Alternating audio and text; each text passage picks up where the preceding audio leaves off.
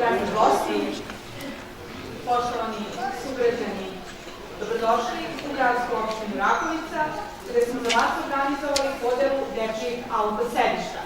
Dragi Rakovčani, svesni koliko je bezbednost naše dece važna, odlučili smo se da ove godine povećamo broj autosedišta koja će biti podeljena građanima, odnosno našoj deci prvenstveno.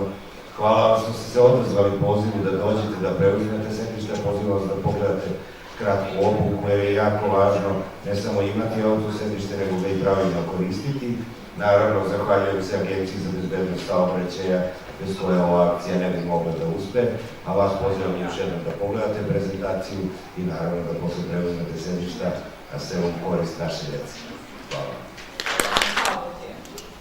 U ime domaćina, gradski odbor pravilnoj upotrebi dečijeg autosedišta. Predavanje će održati stručnjaci. Na prvom mestu da se zahvalim danas opštini Rakovica, predsedniku opštine, da pozdravim državnog sekretara gospodina Miličkovića. Opština Rakovica je prepoznala problem bezbednosti dece i stradanja dece u saobraćaju i inicirala ovakvu akciju. Takve akcije Agencija za bezbednost saobraćaja inače organizuje na nivou Republike Srbije. U toku ove 2018. godine planiramo da podelimo preko 1000 dečjih autosedišta, a danas ovih 100 autosedišta koji se dele u Rakovici su svakako veliki doprinos za bezbednost saobraćaja. Tiču upotrebe dečjih autosedišta, kao što je, neću previše, nekada se mnogo više ginulo u saobraćaju. Da je svaki dečji život izgubljen u saobraćaju, radanje dece u saobraćaju.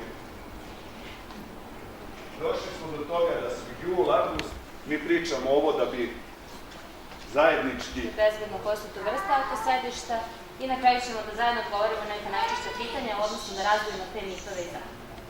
Prvo i osnovno jeste kako biramo sedište.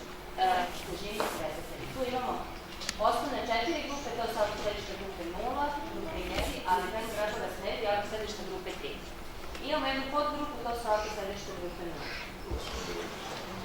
Bućan Gordana.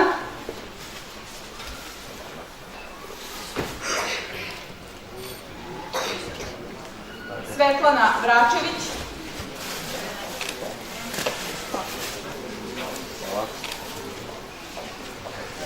Znači, još jednom, ukoliko želite, imate demonstraciju postavljanja autosed.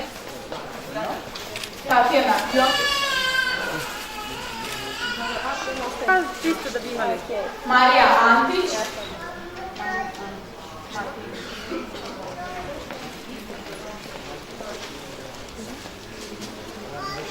Jelena Jusović.